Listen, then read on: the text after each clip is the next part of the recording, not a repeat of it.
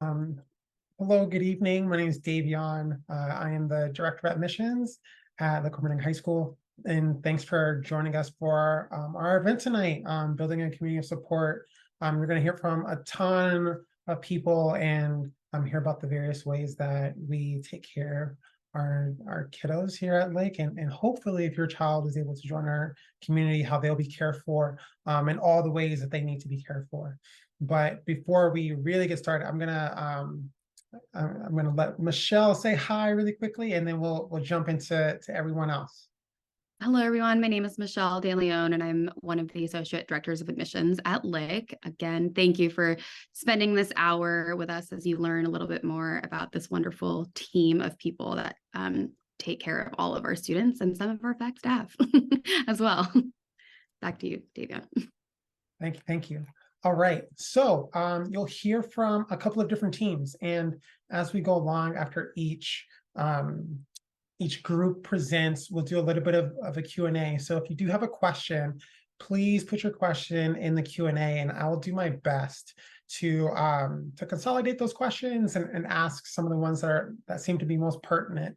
Also in the Q&A, I'll do my best to answer them in the Q&A itself. And so I apologize in advance for not being able to get to everyone's questions, but we gotta keep things moving along here. With that said, I'm actually going to pass it over to Chris Yin, our 9th and 10th grade dean. Thank you, Davion. I feel like I'm on a game show or something. We're just passing it along. Hi, everyone. Good evening. Thank you so much for taking time out of your very busy schedules to spend the hour with us tonight. I am so privileged to be a part of this school with Davion and Michelle, but particularly this LWHS team. This is our Student Support Services team, and really excited to introduce them to you all tonight so you all can get a chance to hear from them. So I'm the 9th and 10th grade dean. I will be welcoming you all into the community if you end up coming to us at Lick and just around campus in general. But let me just really quickly tell you our agenda for tonight. So Davion, if you want to show them our first slide, we can do that. Awesome. Or it will be awesome. There we go. Wonderful. Thank you so much, Davion. So just really quickly about our agenda tonight, as Davion pointed out, after each group talks, we'll have a little bit of time for Q&A, and Davion and Michelle will keep us going so that we make sure that we use our time well, because we know we only have the hour. So we'll start off with our Learning Strategy Center, our counseling, and then we'll end up talking about advising. Okay, and so next slide, Davion, please. Okay, wonderful. So this is our team, and we're going to have folks introduce themselves, but for the folks who are not here tonight, I wanted to introduce you to Raquel Oliva Gomez, and she's our Dean of Students. She's actually flying over to St. Louis tonight to be a part of the POCC, the People of Color Conference. And we have also 2 other folks who are on their way to St. Louis tonight, and that would be Dee Johnson and Matthew Oakland, who are our DEI department. And then Gabriela Mahia, and then she is part of our college counseling team. So they are all members of the LWHS team. And then the rest of us are here with you tonight. So I wanted to just quickly ask everyone to introduce themselves. If you could say your name, your pronouns, and then we were thinking in connection with Thanksgiving that folks could share one way that you like to express gratitude to others, or one way that folks express gratitude to you that you really appreciate. Okay, so think on that for a moment. And then I think, Davion, is it going to be easier if we go back to seeing everyone to do the answers? You tell me. You mean for the introductions? No, I think everybody can just go one at a time. Okay, sounds perfect. All right, so I will start since I'm already talking. I use she, her pronouns. Again, I'm Christian. And I will say that I really appreciate the way that my colleague Winifred Montgomery expresses, I'm assuming it's gratitude and care for me. Sometimes I come in on Monday morning and I have a little vase of flowers on my desk, and it always makes me smile. I appreciate really being thought of and taken care of, and I really appreciate Winifred. So thank you so much. All right, I'll pass it to Kendra. Thank you, Chris. I appreciate it. So my name's Kendra Briggs, and I am the 11th and 12th grade dean, she, her pronouns. Just to keep us moving, I will say in terms of expressing gratitude, I try to do that in a variety of ways, through my words, through my actions, through notes. Poetry is one. I like to leave people poems and share poems with them that I think might spark their day. And then I always try to keep chocolate on hand in my office. So if people need to come by for a quick pick me up, and I have dark chocolate, milk chocolate, and then I also have lollipops for those who have to stay away from the chocolates. So those are some ways that I hope to express my gratitude for the people that I work with. With that, I will toss it over to Yuka. Hi, thank you, Kendra. Hi, everyone. My name is Yuka Hachiyuma, and I also use she, her pronouns. I'm one of the 2 school counselors. And the way that I like to express gratitude is I love to cook and bake for people that I care about. And so people get to hopefully enjoy the things that I make. And I'm going to pass it on to Alba. Hello, everyone. My name is Alba Castañeda, and she, her pronouns as well. The way I express gratitude is like quality time. So I like to spend time with people. Even if this beautiful people you see on your screen are my coworkers, I still try to make time to just get to know them. And the same with my students. I like to really express how grateful I feel just by getting to know them. And I also tried Yuka's goodies, like the treats that she's made. They're very good. I'll pass it on to Winifred. Hi, folks. Good evening. My name is Winifred Montgomery. My pronouns are she, hers, and I'm the director of the Learning Strategy Center. And I love to express gratitude by giving people hugs and checking in to make sure that they're okay. And sometimes leaving little presents, actually frequently leaving little presents. Presents are good. I'm going to pass this along to Jasky. Hi there, good evening, prospective families. My name is Jasky Coley. She, her pronouns, and Alba, they're still my answer, but it is quality time.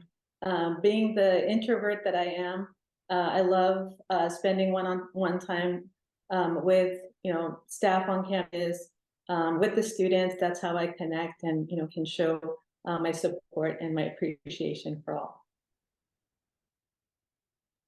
Oops. All right. Yeah, whoever next. Everybody? Are we all set? That's everybody? Yes? Okay. Thank you, everyone, for introducing yourselves. I'm going to now move to talk really quickly about our team mission. So Davion, you got the slide? Sorry, I'm looking at, yes. We're good? Okay. So I'm going to talk really briefly about who we are as a student support services team. And really, there are 2 parts to the work that we do. The first part is about immediate student support, individual student support. The second part is about school-wide access and looking at more at policies and structures that best support our students. So in terms of our immediate student support, we organize, manage, and communicate with students, teachers, advisors, and families about any students referred who may be experiencing a social, emotional, behavioral, or academic challenge, right? So lots of different ways that we support students. And so we meet regularly to talk about the students, work together to create plans to support the students, and then figure out who will be the people interacting with and directly supporting those students. The other part of what we do is, we work with these individual students. We also get a chance to kind of see what patterns come up, what concerns might be raised, what are ways that we can do a better job of supporting students. And so what we do is we work together to identify systems or practices that might be barriers to students' full inclusion, access, and success. And so we're able to work together in these mini teams with student cases. Again, we meet regularly. We meet almost twice a week. It's probably three times every 2 weeks, I would say, to have constant communication, working together. And it's wonderful because we have such a wealth of knowledge and experience on our team. I think we're over 100 years of experience among the folks on this call. But it's really wonderful to be able to actually truly collaborate, share ideas, bounce ideas off of each other, and come up with really the best plans and ways to support all of our students. It's a really fantastic team to work with. And speaking of team, we are going to now move to our Learning Strategy Center and that team. Thank you.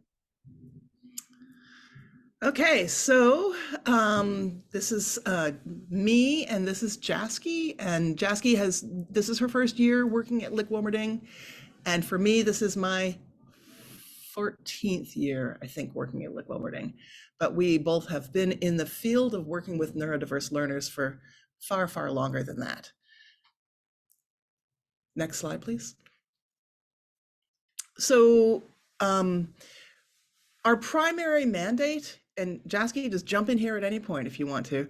Our primary mandate is to ensure that students who have diagnosed learning differences get the support that they need, the accommodations they need to be successful academically at Lick. And the way that we really have a strengths-based program, so we really help students identify where they are excellent, where they feel really confident, and use those strengths to work through whatever challenges they may have. We think about this in the long term, about developing responsibility and self-advocacy and autonomy in our students so that when they go off to college, they're fully able to handle themselves and advocate for themselves appropriately. Next slide. We also do work with our neurotypical community. For instance, the peer tutoring program is operated through the LSC, and we have created a series of videos that we call learning hacks in collaboration with our filmmaking class, each of which is like a 3-minute bite of how to handle one kind of academic challenge, how to study more efficiently. We also provide workshops. This week, Jasky is going to be providing workshops on how to prepare for final exams to any student who wants to come to that. So we really think about the entire community and how we can help all students be maximally successful. Okay. So it's a question that we often get is like, would my kid be successful at Lick-Wilmerding, and what are the characteristics of such a student? And it's really important that students know how to do work and how to hand it in, or be willing to work with us to figure out how to do that. Students who don't get work in regularly often have a hard time being successful here. If a neurodiverse student can be successful at Lick if they're really passionate about it, if they want it more than anything, and they're willing to make sacrifices. Particularly many neurodiverse students need to spend more time on their homework than their neurotypical peers, and they have to be willing to do that extra work. And if they are, then generally they will be successful. And the third piece that we have found is essential is that they can build relationships of trust with adults in our community, hopefully including Jasky and myself, so that we can speak truth to them and help them say, this is the challenge you're facing. Here's what needs to be done differently for you to overcome that challenge. And with that level of trust, we can do some really, really marvelous things. Next slide. Okay, so an important consideration is whether or not you would disclose a diagnosis during the admissions process. And we really, really advocate in favor of that. neurodiversity is one of what I think of as the axes of diversity that we value at Lick-Wilmerding. We believe that having neurodiverse learners in our community makes for a richer community with greater depth of thought. So we do not discriminate against neurodiverse learners in the admissions process. But at the same time, we're cognizant of the fact that this is a really tough school. It's academically rigorous, and it is not the right school for everybody. We cannot be all things for everybody. And if this is not the right school for you, it's a good idea to find that out early in the process. And by disclosing that and discussing with Davion and myself, you can find out, can we provide the kind of support that your vulnerable learner needs? Neurotypical students can be successful almost everywhere, but if your kid is a vulnerable learner, then they're going to need certain structures in order to be successful. And we want to be sure that we have what they need. In addition, sometimes in the past, parents have waited to tell us about a learning difference until a kid was already floundering academically. And that is it's not healthy. It doesn't add any value to a kid's academic trajectory, and it can even result in a long-term impact to a student's GPA. So if we know from the get-go what a student needs, then we can be sure that they are getting all the appropriate support from day one. And the last thing I want to say is that when we accept neurodiverse learners, we start working with them actually second semester of this year, looking towards next year. We have an event that we invite incoming families to. And then over the coming summer, I work pretty closely with incoming families. And so if we don't know that your student is going to need additional support, they are not going to get that extra support. They're not going to get that head start on things. And then if they come to us later, there might be some delays in getting them processed and getting them the support that they need. So we would much prefer that you let us know from the beginning. Just be really clear with us, and we will, if we see anything that says, oh wow, I don't know if we can support them, we'll just tell you up front, because we don't want to ever set anybody up to not be successful at this school. Okay. So what we think of as our overarching mission is to empower students for a lifetime by helping them develop metacognitive awareness and understanding how they learn. And metacognitive awareness, thinking about how you think and being strategic about how you handle academics, is the single best tool that we have in the toolkit, the imaginary toolkit, that we handle our students. And if you feel like your student is a vulnerable learner, communicate with us and we can provide you with more information about that. Next slide. And so we are actually having a LSC specific open house next week. Guys, is it going to be December already? Oh my goodness, that's snuck up on me. Anyhow, if you are interested in participating in the Zoom open house next week, please reach out to the admissions team and they will hook you up with us. We would love to see you there. Thank you so much. Jasky, you want to add anything? The other thing I would add is we have currently about 80 neurodiverse students that we're working with, just so you have an idea about numbers. Thank you. Okay, thanks very much. Oh, questions? Yes, a couple of questions, but I really would love for folks to sign up for, for our events next week. You can all sign up for it on Ravenna. It's called Exploring Neurodiversity at Lick. And so you'll get a really more robust kind of deep dive into the services that we're able to offer. Hear a little bit more from Winifred and Jasky.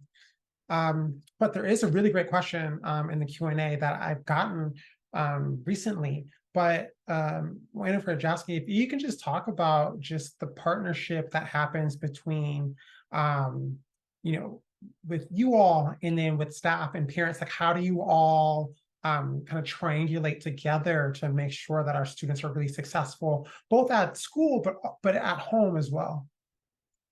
That's an excellent question.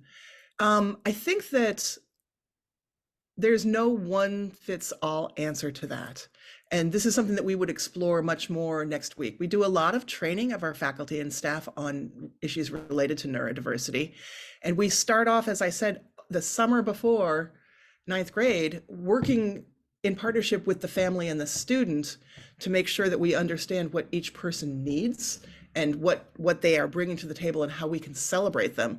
And then we meet before school even starts for ninth graders, we meet with the student, the family, and all of that student's teachers to explain their learning plan and make sure that everybody is on board with what that student needs in the class. And then Jasky and I maintain very close connections with our faculty, soliciting like what concerns they may have and moving back and forward to be sure that students' needs are met. It is in high school, part of our responsibility really is to move students towards greater autonomy in their academics. And I know that many neurodiverse students have had to have their parents really support them immensely during elementary and middle school in order to ensure that they get the support they need. And what we hope is that in high school, we can kind of transfer that responsibility over to our team so that parents can sort of sit back and occupy a position of pure support for their students. And then we can kind of take on more of the responsibility of addressing challenges as they come up. But we maintain a close partnership with all of our parents, depending on what people feel is appropriate and what they need. Jasky, you want to add anything to that? I was just going to say, maybe if, a student and I are working on a strategy and it needs to be reinforced at home, that would be even an opportunity for us to collaborate with folks at home and say, hey, this is, something that you can kind of check in with your student about. And yeah, I mean, ultimately the goal is to meet with students less so that they become independent and can, advocate for themselves and do the things that they need to succeed beyond Lick. Anything else we can answer? Yeah, just one more question. From your perspective, how do you see students see our neurodiverse learners being accepted at Lick? I think at some schools it can be seen as a really big stigma, and maybe folks don't want to disclose with their peers as much. And so are you able to, through years of experience, Winifred and Jasky, within the last few months since we started school or since you started, how have you seen that play out in the hallways or in the classroom between students and their peers? That's such an excellent question. In the years that I've been at Lick, I have seen a massive shift towards acceptance of neurodiversity. And that is both because of some of the education that we do of faculty and staff, and also because our students themselves are empowered to share the word about neurodiversity and to take pride in their accomplishments. The LSC has, I believe, over 13 students who volunteer as interns with our program with the express goal of increasing awareness of neurodiversity in our community. And they put on a series of events over the course of the year that includes a neurodiversity fair, where there's activities and games and stuff to share the information about neurodiversity with neurotypical people. We put on a neurodiversity night for our community. One of our interns has created a wonderful video about neurodiversity, which is available on our website. And I encourage you to go and take a look at that. It's called From Stigma to Strength, the Neurodiversity Project. And it's linked on the LSC pages of the Lick-Wilmerding website. And it's a really powerful, powerful documentary. And so because our students are unashamed of having neurodiversity, because diversity is so valued at Lick-Wilmerding, there is not a lot of stigma. There may be in ninth graders who come from a culture in which there was more stigma. They can sometimes bring that with them into high school, but then pretty quickly they see that our students are star athletes and star academics and leaders in the community, and it's very highly normalized. And I would say that there's a very, very little stigma at Lick. That's my opinion. I could be a tiny bit biased. Awesome. Well, thank you so much. And again, folks, I really encourage you to sign up for our event next week to learn a bit more. And you can ask really specific questions, perhaps about the learner that you have at home. But thank you, Winifred and Jasky, for taking the time. And we'll move along. And Next, we have our counseling team. Hi again, everyone. I'm Yuka, and just wanted to say that I also can support families in Japanese. So 日本語でもサポートできます。Hello again. My name is Alba, she, her pronouns. I can also offer support in Spanish. Las familias que están escuchando en español pueden encontrar soporte en mí también. Okay, so next slide, please. So the counseling department provides support to students, parenting adults, faculty, staff, and administration, although it looks a little different for each group, which we'll go into a little bit of detail about now, starting with our students. So with students, we do provide a pretty full range of supports, but we'll never diagnose or treat a student for a specific mental health disorder. And that's because both Alba and I are trained as therapists, but at Lick, we don't provide therapy on campus. So then if you're wondering, well, then what do you do? We do provide a full range of supports, including individual support with various aspects of student life, peer conflict resolution, help accessing outside services, crisis intervention and stabilization, etc. Students often tell us that they're not sure if their problems are big enough to talk to one of the counselors, but we always tell them that nothing is too small if you're wanting to talk it through with someone. Some good examples could be, I don't know if a student is feeling low energy, low motivation, and they don't know what to do. Or maybe the student is feeling overwhelmed, which is typical at Lick by the workload and isn't maybe not getting enough sleep.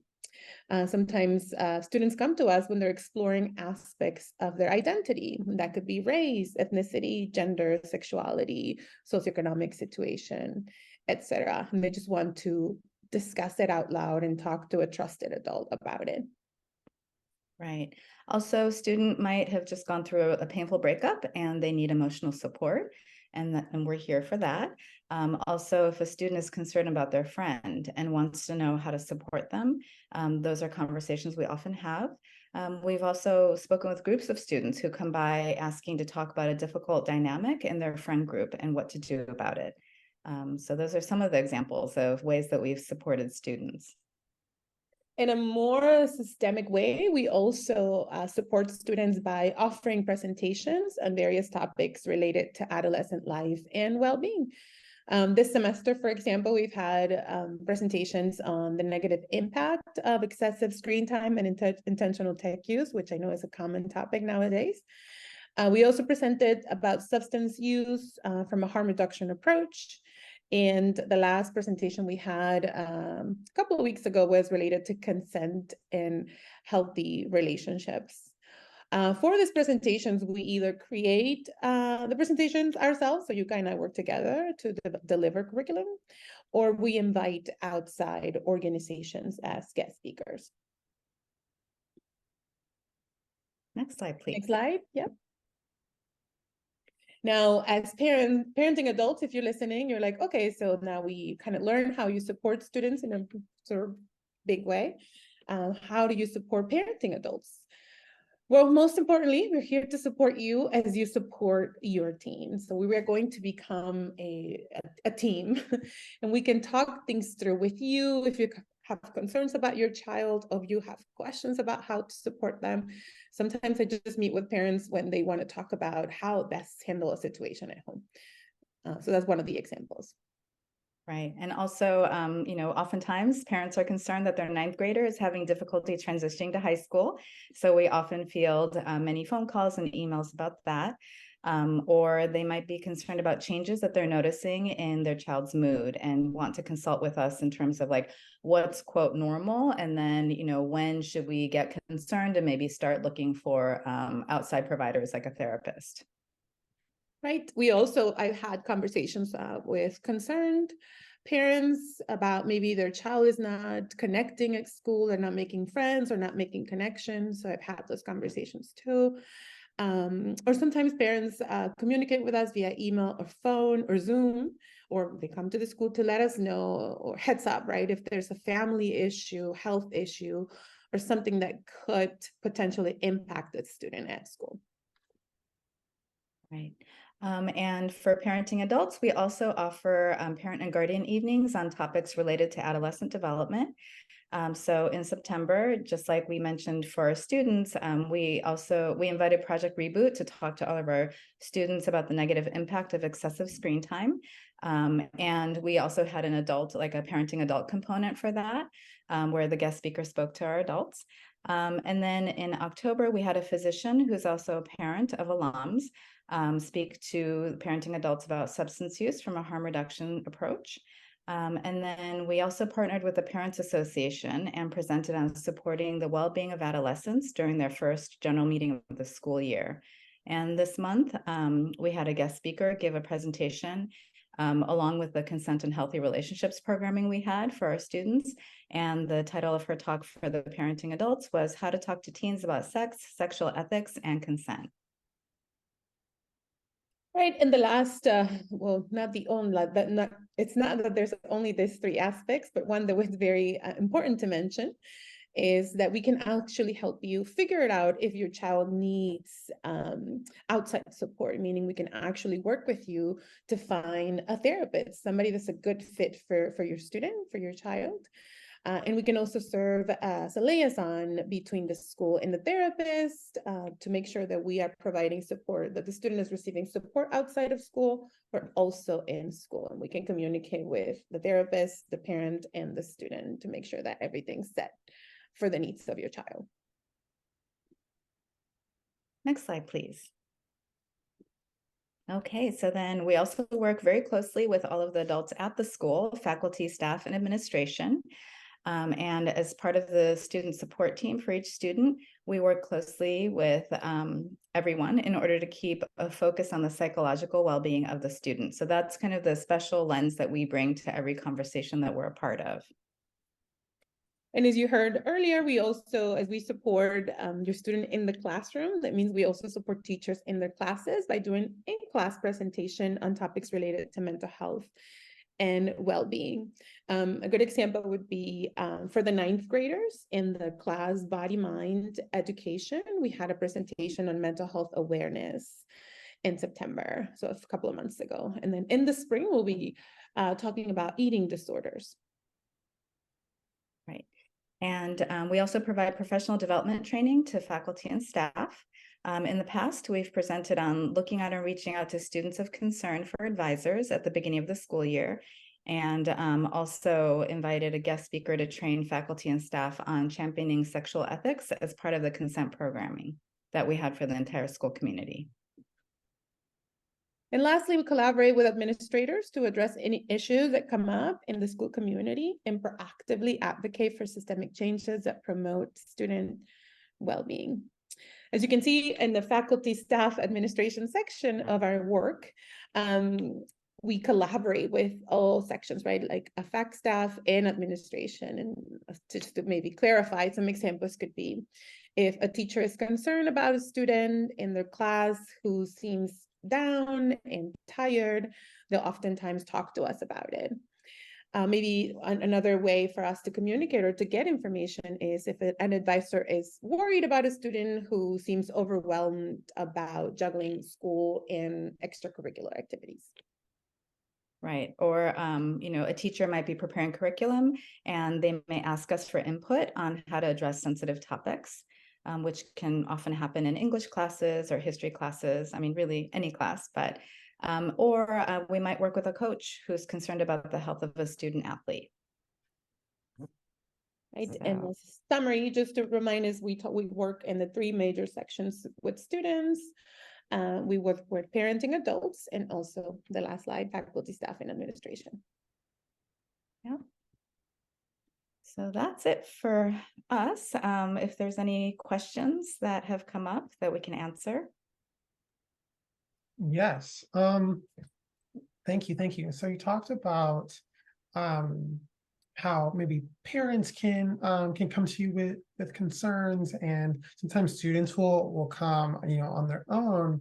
But we know that we're dealing with teenagers, and sometimes that's really scary, right? And so how do you think about or go about getting in front of maybe the ninth grade to help ease that barrier that they may have in coming to you when, if and when they're going through something or have a challenge in their lives?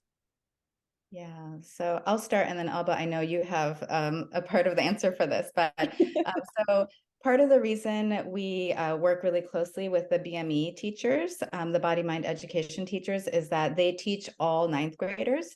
And we really want to make a concerted effort to get to know the newest members of our community as soon as we can.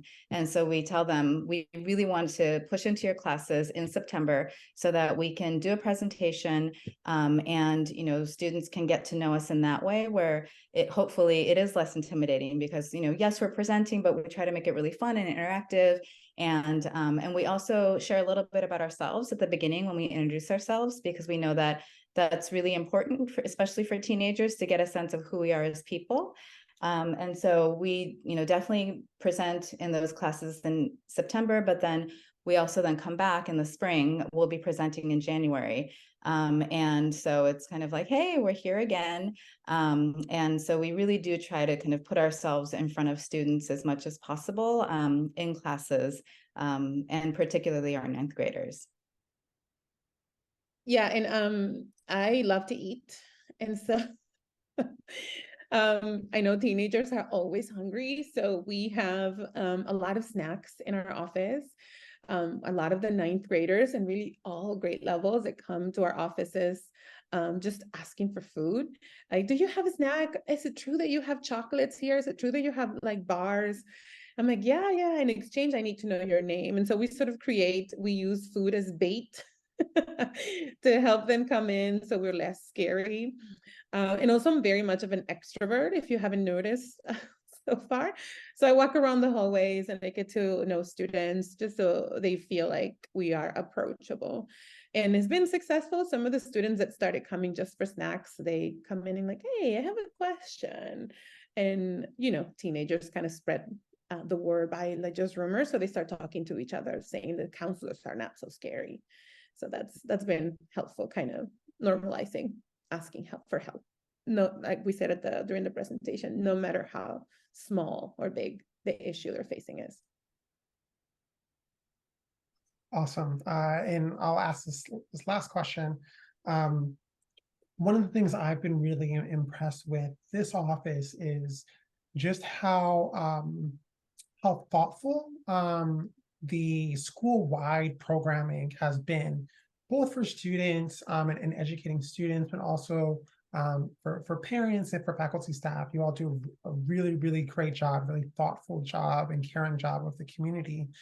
And so what would you say, and for our students in particular, what would you say are some like life skills you are hoping that our entire community can take away through some of the programming that you have, especially like dealing with consent, like that's coming up for you all. And so as you're coming up with the programming, what are some skills you want all of our students to take away by the time they leave Lick? I'm like, I answered first, Alba. I don't know if you want to take a stab at this one, or if you'd like me to go. Sure, I can say that I have a child in a university, and I think I always think of it with my counselor hat and with my parent hat. And so I would say I'm new, just so you know, to Lick. I started this year as well. So it's been incredible to see already the community and the values that are shared in the Lick community. But I would say some of the things that I would like to continue to practice, or for the incoming students to either reinforce or learn, would be to respect. As you heard earlier, diversity is a big theme in our school. It's very important that students learn how to respect other cultures and how to make sure that they are coexisting with each other respectfully and doing in a welcoming way too. I would say a big word at Lick is, in a big life skill, is advocacy, to make sure that students are asking for help, that they learn the skills on how to ask for help. If they don't know, they will learn in our school. Resilience, this is a very academically forward school, I'll say. And so students they struggle to make sure that they're, you know, continuing to learn and engage into all the things that they want to do. So those will be the main three for me. So they learn respect and practice respect, resiliency, and advocacy. Yeah, Yuka? I think just to add to that, because, you know, yes, all the things that Alba mentioned, one thing that I certainly hold in mind, and I think as a school community we do, is we're not just kind of developing learners, we're developing like the whole student, the whole person. And so really anything related to developing as a person, whether it's social development, whether it's kind of identity development, all of these things, emotional development, are really important skills to learn during your teenage years in high school, so that you feel really set up and ready for what comes after. And, you know, certainly as counselors, we really want our students to learn like really healthy coping skills, you know, because life can be stressful no matter where you are in life. And it's really important to have what you feel are tools that work for you, so that when you're feeling overwhelmed or stressed out, you know, because you've tried a lot of different things, you've learned a lot of different, you know, tools to use, that this is my go-to to use when I'm feeling really stressed out. So that's definitely something that we really try to impart to our students. And along with that, I think a lot of self-care and self-compassion. So, you know, just as much as we want people to be compassionate towards others, I think it has to start with feeling compassionate for yourself and being kind to yourself. So just a few of those life skills. Awesome. Thanks so much, Alba and Yuka. Really appreciate your time and all of the great work that you do at our school.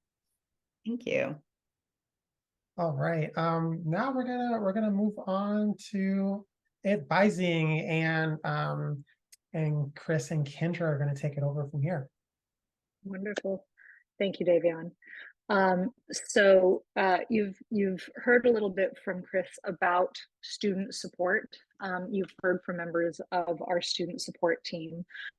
Chris and I, as class deans, work with our Dean of Student, Raquel Oliva Gomez, to curate, create, and implement our advising program. So while as class deans, we hold a number of roles and do a number of things at the school, we really wanted to talk about advising tonight, because I think while the advising curriculum is held by Chris and I, in the dean role, we really think about it as an extension of what student support looks like, because advising helps us to build the fabric of community at the school, and help students know that the support systems are ubiquitous throughout the school. So our advising program, as you can see here, we have a mission statement and the program strands. So I'll talk a little bit about that. Our students travel through the four-year advisory program with a single advisor. So they start freshman year and they move through the grade levels with the same advisor in a group of about 10 to 12 students. And the reason we do that is because we want to ensure that the mission of making sure that the individual student is known and cared for is deepened in the advising program, because they're able to build a relationship with an adult who acts as a mentor, who acts as a guide, who may or may not ever be their teacher. And so they become this person who can guide or respond to students, and poke them in ways that might be supportive in terms of helping them build understanding of the opportunities to develop the community that they can participate in, that's diverse and inclusive. So within this year, our program meets once a week. We meet for 40 minutes each advising session, and this allows our advisors to have constant touch points with students, so that they're building small moments and deepening their relationships from moment to moment. Pardon me. Thank you. And the program emphasizes four strands: community and connections, care for self and others, academic coaching and support, and celebration and play. And the way that curriculum is stranded throughout is both differentiated for each grade level. And we also have to think about where different students are at different times of the year. You know, Frosh come in, they're new, they really need to connect and start to understand who the people are that they're going to be living with for the next 4 years. When we have seniors who are maybe stressed out about the college process, we need to pause and say, it's okay to care for yourself, to show care for others. So while these are the strands we use, we also weave them together in the fabric of the community to make sure that we are meeting each student's need and each grade level's need as we move through. And I think I'm going to ask us to bump to the next slide. Thank you. So I just wanted to highlight we have the 4 strands, but overarching, we have an essential question that guides all the work that we do. And the essential question that we're holding this year is, how am I contributing to a community that is inclusive and supportive of all of its members? And so as we think about developing the curriculum and as we work with the faculty to give them the skills and the practice to be able to hold the students in care, we also want to make sure that we are responsive to our students' needs in the moment. So if something comes up in a grade level, if there's something that happens on a global level, that advising becomes a place to be able to hold conversation and to be able to be flexible and meet people's needs in the moment. Beyond that, our advisors really are the touch point for our families in terms of entering into the school, and they become the student advocate to help make sure that families are connecting to resources and that students are getting support either from the student support team or from their individual teachers. And so they are able to be a liaison, and deepening those relationships with the students individually helps them to know the depth and the individuality of each student so that they can share both with the families and the teachers as students move through and grow and change. May I go ahead. Well, please. So I wanted to point out in our essential question, and really, hopefully you're seeing the thread through, gosh, all the things that we are doing, or the admissions team is doing, talking about the school, but you could hear it in what Winifred and Jasky were talking about, in what Alba and Yuka were talking about, which is that we really are striving to create a community that is inclusive and supportive of all its members. And I, you know, this is now my 29th year at Lick. And part of the reason why I've stayed as long as I have is because this is something that we truly strive to do. It is the core of who we are. And it's something that I feel like our entire community is invested in and engaged in. And we continue to come at it from different ways, in different departments, in different classrooms, in different spaces, where, you know, be it advising or class meetings or our community meetings with the whole school or our sports teams. We really want to figure out, because this is what the world needs, right? Which is folks who can navigate a diverse, inclusive community and really thrive in it and figure out a way to actually make that community stronger, bring people in, repair harm when harm is done, strengthen relationships. So it really is at the core of not only advising, but as Kendra is talking about, but who we are really as a school. So I just wanted to add that, Kendra, to what you're saying. Thank you. Yeah, no, I appreciate that. And I think that's why advising is an important part of thinking about student support, because it is not just the student support team who offers support to our students, but it's a practice that lives throughout all the spaces of our school. And advising becomes a place where that really gets practiced and lived into. Absolutely. So Davion, I'm happy to open it up. I think we can go to questions if people have some. Excellent. The first question that folks typically have for us that I'll ask you all is how are students placed in advisory groups, and what is the thinking in that type of matchmaking that happens? And can you talk just briefly about the composition of the groups or how big they are?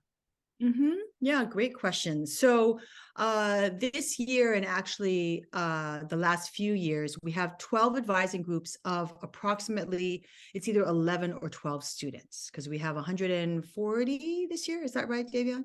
Yeah, so we have 11 or 12 with an advisor. We try as much as possible to balance gender. So we do consider that. So for example, you wouldn't find a group that has, 8 male identified students with 4 female identified. We really do want to try to be balanced in that.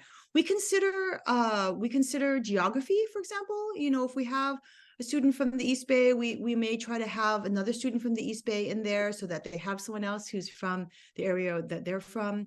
We try to look at public school, parochial school, and private school, and again, trying to look at for a balance. Really, in these groups, what we're trying to achieve is a true mix and diversity of the community in this small group. And so we look at all those things. I will also say that we look at things like ethnicity as well, and where we can, we try to pair students so that they're not the only. We are fortunate in that we have a very diverse community, one with lots of folks represented. So, for example, we really try to have 2 or maybe 3 African-American students in the same group, or make sure we have 2 South Asian students in the same group, or 2 Latinx kids or 3 Latinx kids. So those are things that we look at as well. However, aside from that, we try to make it random in some ways, right? We're looking at a number of things, but really, we don't want to overthink who is going to necessarily match with someone else. But those are the main things that we look at. Davion, did you want to add anything else? Because Davion and I do it together. Yeah, I think the only thing that I would add is, there are times in which students or your child, through the application, we're able to glean, hey, this child may be really well suited to be supported by Chris, for example. That's usually a bit farther and fewer between, but sometimes those matches do happen. So we try as best we can for a bit of intentionality with their advisor, making sure that, hey, like this student has a particular set of needs that Chris is able to really support, or she has a ton of experience with, with this type of, I don't know, like learning profile or something, right? And so we try to do that as much as we can too, when applicable and when appropriate. But that's all we had. Let's see. This would be a great question for you both, actually. It would be good to get your perspectives, because Chris, you've been at Lick now for 29 years, and Kendra, I know when you said that, I was like, whoa, in the best of ways. And Kendra, this is your 3rd year with me. Yep. But so we support students socially, emotionally, academically. We help them with in all sorts of ways. But what would you say is probably a more common challenge within those areas that our students experience?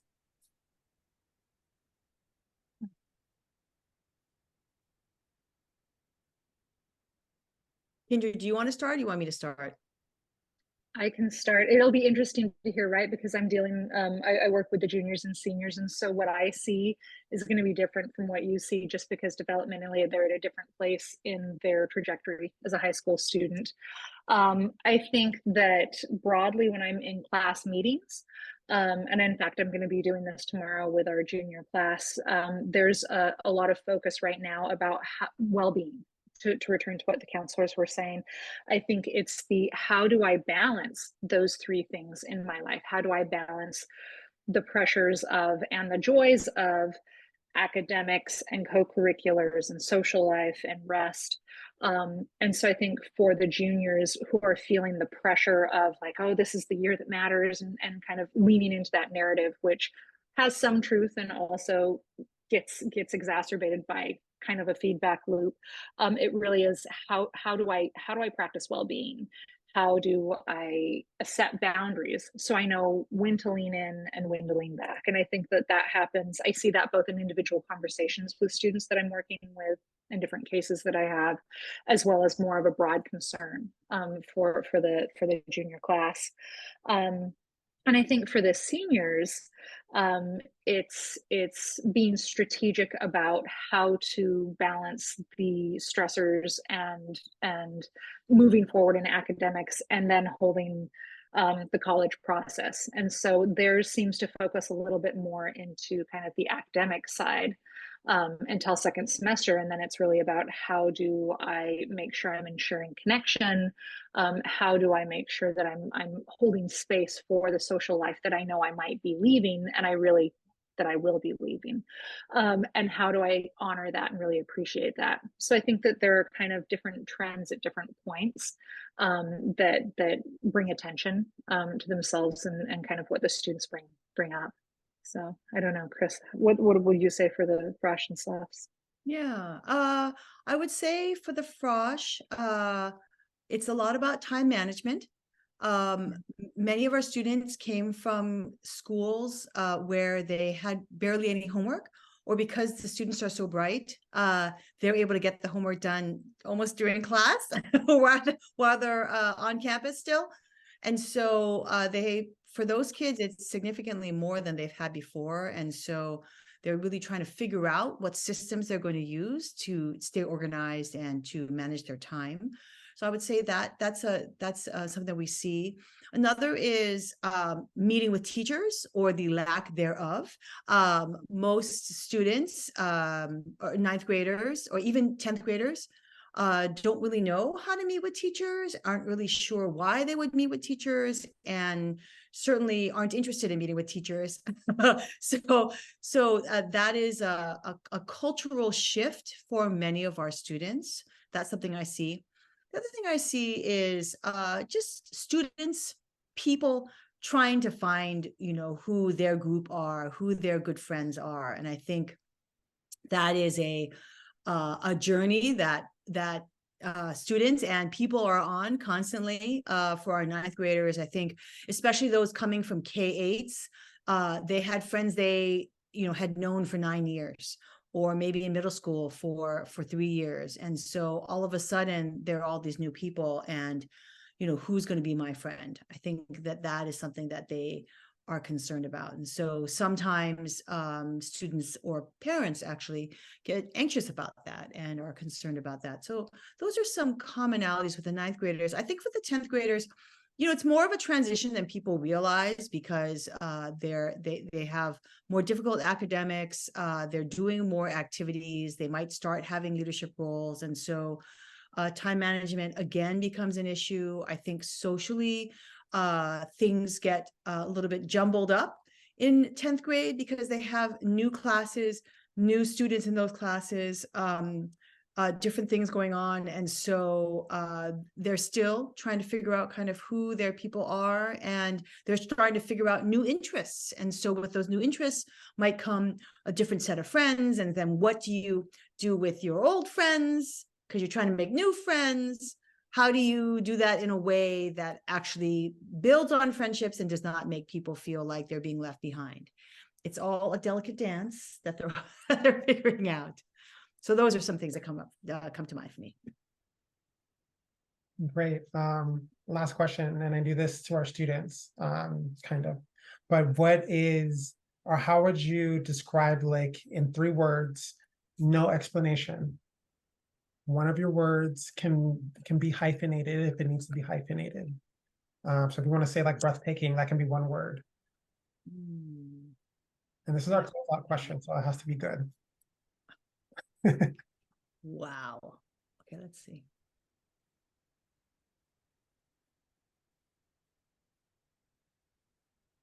And you both have to answer. I have 2, but I'm thinking of my 3rd.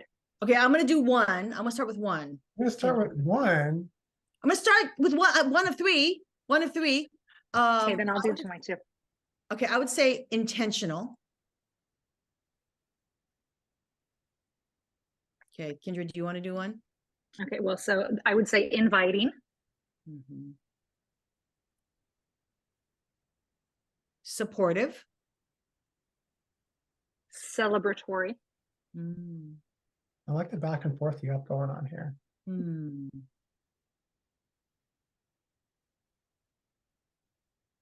Engaged. I'm going to agree with that and steal that. Can I steal it? You can Do steal we it. both have the same third one? Then We I did would six say, different ones. yeah, I no, but I mean the ones I was thinking of relate to that, but I like engaged better because I think engaged holds, because now I'm going to explain my third. You said I couldn't, but I'm going to. Engaged, I think, holds the levels of engaged involvement, engaged intellect, engaged spirit, because I think that, again, as you were saying, that all of those levels of inclusion and community and belonging, engagement hits at all the levels of the head, heart, the hands, engagement on all those levels. Yeah. Amazing. Well, thanks for bringing us home there, you all. And Yeah. thank you to everyone for joining us tonight. As always, if you have any questions, please reach out to our office. I'm happy to jump on the phone, jump on Zoom, answer an email, whatever you feel like you need for your family, for your child as you move through the process. In the meantime, have a really great night. And if we don't see you before January, have a really great holiday and an amazing new year. So see you soon. Good night. Bye, everyone. Thanks, Davion. Thanks, Michelle. Thank you, Davion. Thank you, Michelle. Bye. Bye-bye. Hi, Kendra. See you tomorrow. Bye, Chris.